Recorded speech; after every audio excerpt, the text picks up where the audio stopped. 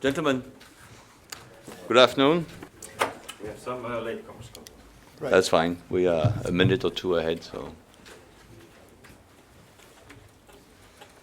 Well, first of all, ladies and gentlemen, welcome to today's press briefing. My name is Captain Dan Termans, and I will be directing the questions. We'll start off with a short lead-in, and then there will be time for questions. So, please, General. Thank you very much. Thank you very much for giving me the opportunity to give you a rundown of the Military Committee in Chief of Staff session. We have been meeting for the last couple of days, and the 167th Military Committee in Chief of Staff session, by the way, and I'm going to give you a brief rundown, a chronological brief rundown of what has taken place. So starting with yesterday morning, the focus of our meetings was on the final preparation for the Chicago summit. That's overall, which of course is within a short reach in about 3 weeks' time.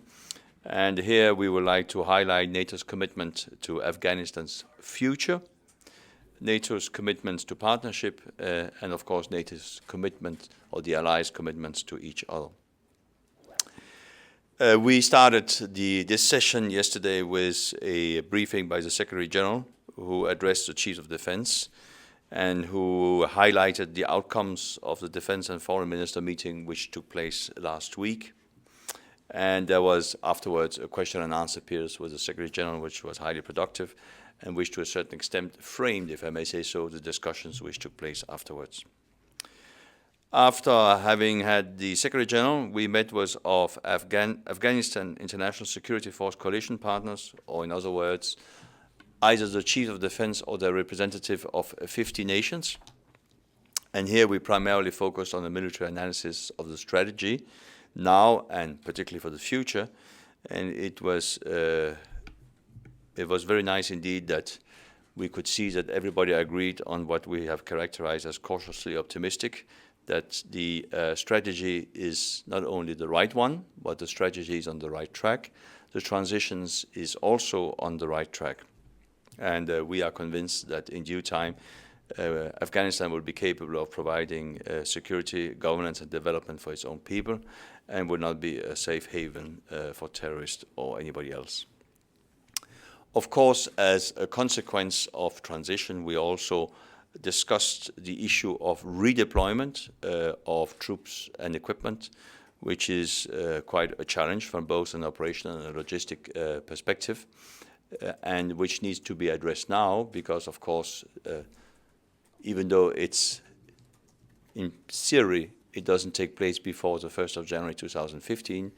Time passes very quickly, and we know that movement of troops and equipment takes time.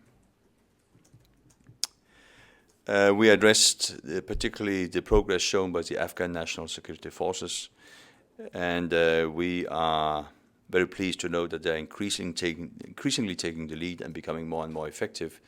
And may I just use this opportunity to highlight that in the month of April, the Afghan National Security Forces, in other words, both the army and the police, have lost 112 soldiers and police officers, and we should also pay tribute to their performance. And even though those losses are quite substantial, we are quite convinced that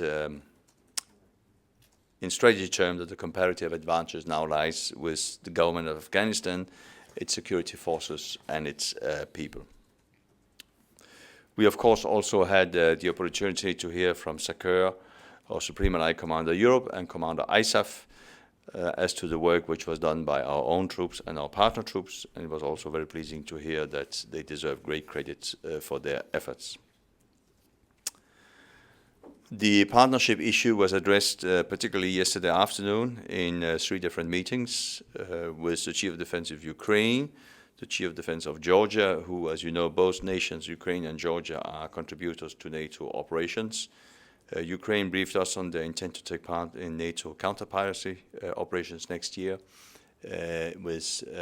in Operation Ocean Shield.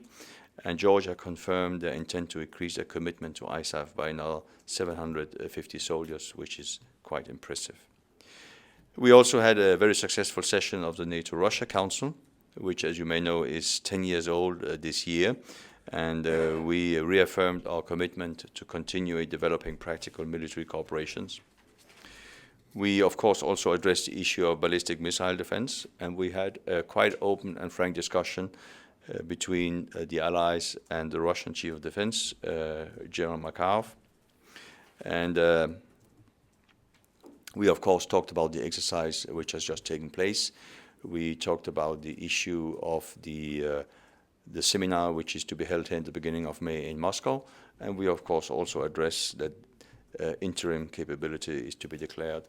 It was definitely my impression that the discussion not only was a good discussion, but also took place in an atmosphere of openness and readiness to listen to each other's views.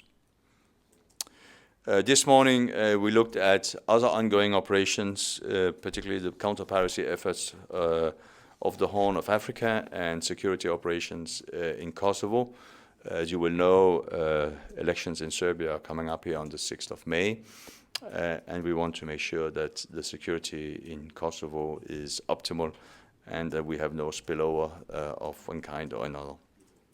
Finally, we have been reviewing the lessons we have identified from the conduct of Operations Unified Protector so that we can improve, shall we say, the ability of the command structure to handle operations of this type.